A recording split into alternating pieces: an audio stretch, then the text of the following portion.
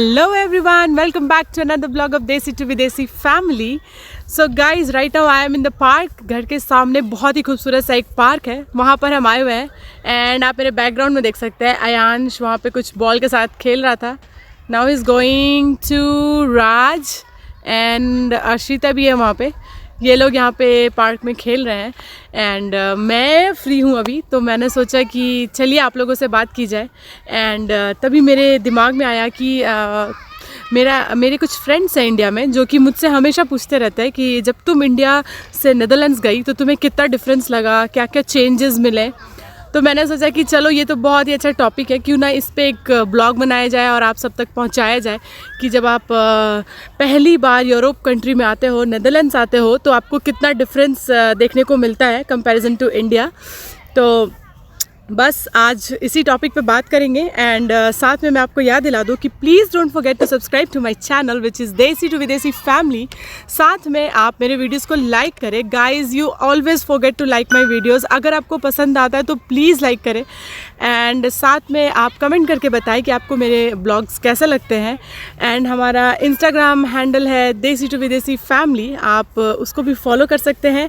And साथ में Facebook page है देसी टू विदेसी फैमिली, तो आप वो भी जाकर हम मुझे फॉलो करें.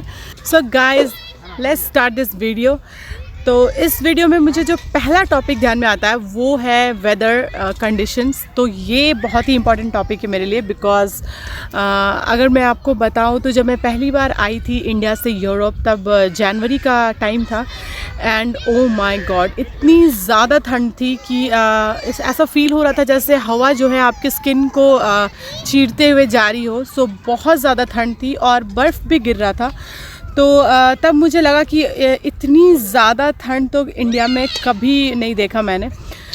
बट ऐसा था कि अगर आप ठंड के मौसम में प्लान कर रहे हो यूरोप आने का अपने फैमिली के साथ, तो प्लीज़ कीप इन माइंड कि काफ़ी सारे अच्छे गर्म कपड़े लेकर आएँ, क्योंकि बहुत ज़्यादा ठंड होती है. एंड यहाँ पे गर्मियों में मौसम बहुत अच्छा होता है. ऐसा भी नहीं है कि बहुत हॉट होता है. हार्डली आपको 1-2 महीने में कभी हॉट डे मिलता है, लाइक 30 डिग्रीज तक जाता है. बट वो भी हॉट नहीं होता है, बिकॉज़ अच्छा विंड चल रहा होता है, तो आपको प्रॉब्लम नहीं होता है. तो ये चीज़ एक बहुत ही अच्छी बात है यहाँ के वेदर के लिए गर्मियों में. बट ठंड के लिए you have to be prepared. और साथ में यहाँ पे काफ़ी ज़्यादा प्रॉब्लम हो जाता है वाइटामिन्स का. तो डॉक्टर भी यहाँ पे रिकमेंड करते हैं कि आप अपना वाइटामिन्स चेक करते रहना है, स्पेशली विटामिन डी, बिकॉज़ यहाँ पे ठंड की वजह से 8 महीने तक धूप नहीं निकलती है, तो आपको सन देखने को नहीं मिलता है. तो ये चीज़ एक बहुत ही इंटरेस्टिंग है कि आपको यहाँ पे अपना विटामिन डी का काफ़ी ख्याल रखना पड़ता है. अदरवाइज़ मुझे तो यहाँ का वेदर बहुत पसंद आता है, क्योंकि इंडिया में तो मैं काफ़ी गर्म जगह पे रही हूँ, तो मुझे ठंडी वेदर बहुत अच्छी लगती है. बट बहुत से लोगों को इतना ज़्यादा पसंद नहीं आता है, तो उनके लिए ये सारी चीज़ें हैं जो उनको बहुत ज़्यादा ध्यान रखना पड़ता है. चलिए अब इसी के साथ चलते हैं अपने नेक्स्ट टॉपिक पे. एंड वो है फूड रिलेटेड. सो ये बहुत इम्पॉर्टेंट है कि अगर आप किसी देश में जा रहे हो तो आपको वेदर के साथ साथ फूड का भी पता हो. तो नेदरलैंड्स में यही नया चेंज है, लाइक नॉट नेदरलैंड्स, पूरे यूरोप कंट्री में आई थिंक अगर आप आते हो बाहर से तो आपको वेजिटेरियन एंड नॉन वेजिटेरियन का बहुत ध्यान रखना पड़ता है.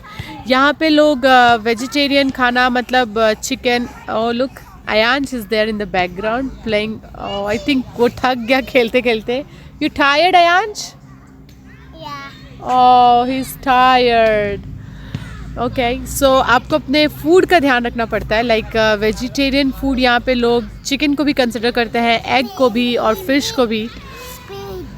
तो वो थोड़ा सा एक नया था मेरे लिए, बिकॉज़ मैं वेजिटेरियन थी, तो मुझे काफ़ी प्रॉब्लम हो रही थी स्टार्टिंग में. बहुत सारे जगह पे अगर आप जाते हो तो वेजिटेरियन फूड अवेलेबल ही नहीं होता है. चिकन को ही लोग वेजिटेरियन समझते हैं यहाँ पर. तो ये एक नया था. एंड मेरे साथ तो एक इंसिडेंट भी हुआ था. जब मैं स्टार्टिंग में आई थी तो हम एक रेस्टोरेंट में गए थे एंड वहाँ पे मैंने सैलड ऑर्डर किया था, और वो सैलड आया तो मुझे तो पता भी नहीं चला. मुझे लगा कि वो कैरेट के पीसेस है छोटे छोटे, बट राज ने मुझे बताया कि वो फ़िश है, सैल्मन फ़िश, एक तरह की फ़िश होती है. तब मुझे पता चला, अदरवाइज़ मैं खा चुकी होती. तो ये एक बहुत ही अच्छा था. साथ में मैं आपसे बात कर रही हूँ बट किड्स बहुत मस्ती कर रहे हैं. मुझे भी लग रहा है कि मुझे भी जाके उनके साथ खेलना चाहिए. Look, they are playing with daddy. Ayansh तो बहुत देर से खेल रहा है, बहुत टाइम से. आई थिंक अब वो थक के सो जाएगा. It's good. तो चलिए इसी के साथ अपने तीसरे टॉपिक की तरफ चलते हैं। एंड तीसरा टॉपिक जो मेरे दिमाग में आ रहा है वो आ रहा है शॉपिंग रिलेटेड। ये भी बहुत इंटरेस्टिंग और इम्पॉर्टेंट है। लाइक यहाँ पे शॉपिंग अगर आप करते हो तो आपको 30 डेज़ की रिटर्न पॉलिसी है कुछ प्रोडक्ट्स पे, लाइक क्लोथिंग एंड ऑल। और बाकी अगर आप कुछ बड़ा प्रोडक्ट ख़रीदते हो इलेक्ट्रॉनिक्स में, जैसे कि लैपटॉप हो या फ्रिज हो या टीवी हो, तो आपको 2 इयर्स 5 इयर्स की गारंटी मिलती है। तो इसके साथ आपको इंटरेस्टिंग पार्ट ये है कि अगर आपके पास रिसिप्ट नहीं भी है, फिर भी अगर आपने ऑनलाइन पे किया है तो आप सामान को रिटर्न कर सकते हो। एंड सपोज़ अगर आपके पास रिसिप्ट है तो वेल एंड गुड, अच्छी बात है। बट और इंटरेस्टिंग ये है कि आपको पूरा पैसा भी वापस मिल जाता है अगर आप सामान नहीं लेना चाहते। 6.5 hours later. एंड इस सीरीज़ में मुझे नेक्स्ट पॉइंट जो लगता है वो मुझे लगता है पेट्रोल को लेके, ट्रैवलिंग पर्पस से।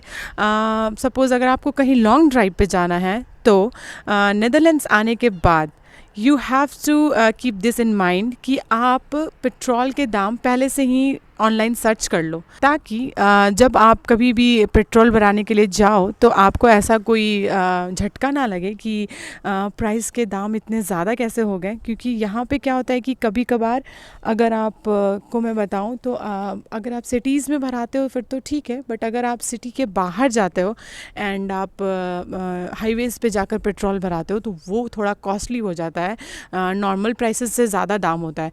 तो इंडिया में तो आपको पेट्रोल के दाम और डीजल के दाम फिक्स्ड मिलते हैं, तो सारी जगह पे फिक्स प्राइस होता है। बट यहाँ पे ऐसा नहीं है। ये एक चेंज मुझे देखने को मिला जब मैं यहाँ पे आई थी, तो क्योंकि यहाँ पे ये चीज़ काफ़ी डिफरेंट है। आई होप कि आपको मेरी बातें समझ आ रही होंगी, क्योंकि ये जो सारे पॉइंट्स मैं आपके साथ डिस्कस कर रही हूँ ये मेरे खुद के एक्सपीरियंस से आए हुए हैं। तो ऐसा कुछ नहीं है कि ये बिल्कुल फिक्स्ड है। बहुत लोगों के बहुत सारे डिफरेंट एक्सपीरियंसेस भी होते हैं। सो अगर आप मुझे नीदरलैंड से देख रहे हो तो और आपके पास कोई नया भी डिफरेंट कोई ऐसा टॉपिक है जो आपको लगता है कि हमें ऐड करनी चाहिए, तो आप मुझे कमेंट सेक्शन में बिल्कुल जाकर बता सकते हो। और मुझे जानकर बहुत खुशी होगी कि कुछ नया चीज़ जानने को मिला, इंटरेस्टिंग पार्ट। एंड तो चलिए आगे बताती हूँ मैं आपको इस ब्लॉग में कि मुझे चौथा पॉइंट क्या लगता है जो कि बहुत ज़्यादा डिफरेंट है इंडिया से यहाँ आने पे। वो मुझे लगा लाइक ग्रीटिंग पीपल्स। ये था एक चीज़ कि यहाँ पर जब मैं आई तो जब मैं घर से बाहर निकलती थी और हमारे नेबर से भी कोई सामने से गुजर रहा होता था तो वो मुझे ऐसे विश करता था, like good morning, hello, good afternoon. तो स्टार्टिंग में तो मैं बिल्कुल नहीं करती थी, because I was not knowing कि ऐसा करते हैं। मुझे लगा कि ठीक है, मतलब ऐसे क्यों विश कर रहे हैं, मैं तो जानती भी नहीं इन्हें। बट यहाँ का ये एक काफ़ी अच्छा कल्चर है कि लोग आपको सामने से विश करते हैं अगर वो आपके सामने से क्रॉस कर रहे हैं। तो ये काफ़ी बिजी रोड है तो काफ़ी सारी व्हीकल्स जा रहे हैं, गाड़ियाँ जा रही हैं, तो थोड़ा बहुत आपको नॉइज़ भी आ रहा होगा, तो इसलिए मैं बीच में ब्रेक ले रही हूँ। तो ये चीज़ यहाँ पे बहुत ही अच्छा है कि लोग आपको सामने से ग्रीट करते हैं, तो आपको भी लोगों को इसी तरह से ग्रीट करना होता है। एंड इस सीरीज़ में मुझे नेक्स्ट पॉइंट जो लगता है वो सामान को लेकर, अगर आप ग्रॉसरी में जाते हो और कुछ भी ख़रीदना चाहते हो तो आपके प्रोडक्ट के पीछे ही आपको मिल जाती है MRP, जिससे आपको पता चल जाता है कि आपके प्रोडक्ट का प्राइस कितना है। बट यहाँ पे ऐसा नहीं होता। अगर आप यहाँ पर आते हो तो आपको शॉप्स के अंदर जाने के बाद ये पता ही नहीं चलता है कि प्राइस टैग कितना, कितने प्राइस का सामान है, क्योंकि कोई भी प्रोडक्ट के पीछे MRP नहीं लिखी होती है। तो ज़्यादातर ऐसे प्रोडक्ट्स रखे होते हैं और जो सामान का दाम होता है, प्राइस होता है, वो टैग आगे लगा होता है। बट ये थोड़ा डिफ़िकल्ट हो जाता है, बिकॉज़ सुनने में इजी लग रहा है कि ठीक है सामान का दाम तो लिखा हुआ रहता है ना, बट सामने में प्राइस टैग पे। बट डिफरेंट ये है कि अगर सपोज़ आपके 10 यूरो का प्रोडक्ट कोई उठाकर 2 यूरो के ऊपर रख दे एंड आप सोचो कि ओ ये तो 2 यूरो का है, और आप लेने जाओगे तो आपको काउंटर पे पता चलेगा जब आप पे करने वाले होंगे कि ये 2 यूरोज़ का नहीं है, 10 यूरोज़ का है। तो ये हमेशा नहीं होता है, बिल्कुल भी नहीं होता है, कभी कभार ऐसा केसेस हो जाता है, बट इस चीज़ का आपको ध्यान रखना पड़ता है। तो ये भी हमें यहाँ पे आने के बाद थोड़ा डिफरेंट लगा। 6.5 hours later. तो आई थिंक जो नेक्स्ट इम्पॉर्टेंट टॉपिक है वो है यहाँ का वर्क कल्चर के रिलेटेड। तो इंडिया एंड यूरोप में कितना डिफरेंसेस होता है वर्क कल्चर में, मैंने तो एक्चुअली दोनों जगह पे काम किया है, तो मैं बता सकता हूँ अपना एक्सपीरियंस। हाँ, लेकिन मैं सब जॉब्स के बारे में नहीं बता सकता हूँ। मैं जिस फील्ड में काम करता हूँ उसके बारे में आपसे जरूर एक्सपीरियंस शेयर कर सकता हूँ। तो मोस्टली मैं आईटी या कॉर्पोरेट सेक्टर्स के जॉब्स के बारे में बता सकता हूँ कितना डिफरेंसेस होता है वर्क कल्चर में। तो आई थिंक यूरोप में मुझे एक चीज अच्छा लगा कि यहाँ का वर्क कल्चर बहुत ही फ्लेक्सिबल होता है। तो अगर यहाँ पर 9 to 5 आपका वर्किंग आवर है, तो मतलब 5 o'clock सब कुछ यहाँ पर बंद हो जाता है। उसके बाद से आप कुछ इनफैक्ट काम नहीं कर सकते हो। अभी तो कोरोना टाइम है तो अब सब लोग घर से काम कर रहे हैं, बट जब मैं ऑफिस में हम लोग काम करते थे तो आई रिमेम्बर कि 5 o'clock के बाद अराउंड 5:30 के आसपास तो जो सिक्योरिटी गार्ड होते थे ऑफिस के ऊपर, ऑफिस लॉक करने लगते थे और वो बाकी लोगों को बोल भी देते थे कि आप लोग घर जाओ, अब ऑफिस बंद हो चुका है। यहाँ पर इस तरह का आपको सीन्स देखने मिलेगा। यस एंड मुझे याद है जब मैं ऑफिस जा रही थी तो एक बार हम 7 o'clock तक रुक गए थे एंड हमारे ऑफिस का सायरन बजने लगा था। बिकॉज अगर आप एक रूम में बैठ गए हो तो अगर आप कोई भी डोर खोलते हो और ऑफिस लॉक हो चुका है तो वो पूरे ऑफिस का सायरन बजने लगता है। तो हमारे पूरे ऑफिस का सायरन बजने लगा था। ओ गॉड। जी हाँ, तो यहाँ पर आपको वर्किंग अलाउड, मतलब आपको मतलब ऐसा कोई फोर्सफुली नहीं करता है, बट हाँ 5 o'clock तक आप का वर्किंग आवर आता है। और यहाँ पर जो डच लोग होते हैं वो तो बहुत ही ज्यादा अर्ली मॉर्निंग वाले लोग होते हैं। तो आई थिंक वो लोग 8 o'clock से ही अपना काम शुरू कर देते हैं एंड वो 3 o'clock 4 o'clock मैक्सिमम आफ्टरनून तक काम करते हैं। फिर वो अपना पूरा पर्सनल लाइफ स्पेंड करते हैं रात भर सुबह तक। तो ये एक अच्छा चीज है यहाँ पर। एंड इंडिया में तो थोड़ा ये डिफरेंट है, क्योंकि इंडिया में I think work culture wise अगर आप देखोगे आईटी या कॉर्पोरेट सेक्टर में तो आपको थोड़ा वर्क एक्सटेंड करना पड़ता है। तो 9 to 5 अगर है तो आई थिंक थोड़ा बहुत एक्सटेंड हो जाता है। तो ये एक मुझे अच्छा लगा यहाँ पर। और यहाँ पर दूसरा इंपॉर्टेंट चीज ये है कि अगर यहाँ पर आपको वर्क एक्सटेंड करना पड़ता है due to some unwanted circumstances, तो आपको इनफैक्ट पहले पूछा जाएगा कि आप एग्री करते हो कि नहीं, एंड उसके लिए आपको एक्स्ट्रा पैसा भी दिया जाता है ओवर टाइम के लिए। तो ये एक अच्छा चीज है यहाँ पर। एंड आपका जो वर्किंग कॉन्ट्रैक्ट होता है वो भी यहाँ पर बहुत फ्लेक्सिबल होता है। अगर आप ऐसे तो हफ्ते में लोग 5 दिन काम करते हैं 40 आवर्स के कॉन्ट्रैक्ट के हिसाब से, बट अगर आपको अपना कॉन्ट्रैक्ट कम करना है, आप हफ्ते में 4 दिन काम करना चाहते हैं और 3 दिन काम करना चाहते हैं, तो वो भी पॉसिबल है। ऑफकोर्स आपका सैलरी भी उसके हिसाब से थोड़ा कम हो जाएगा।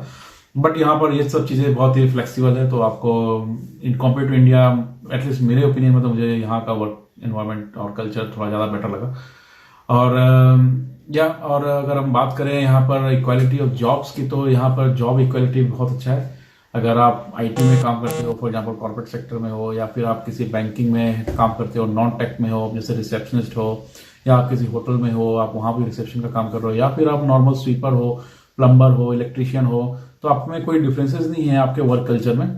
वैल्यू बहुत दिया जाता है। इवन अगर आप शॉप में मैकडोनल्ड्स में भी काम करते हो तो आपको वैल्यू बहुत दिया जाता है। हम तो मोस्टली मेड्स को हमेशा बुलाते नहीं है बिकॉज हमें इतना जरूरत नहीं पड़ता है, और ऑल्सो बिकॉज मेड्स यहाँ पे काफी कॉस्टली है, तो आप हमेशा एवरी डे तो नहीं बुला सकते हो जैसे आप इंडिया में मेड रख सकते हो।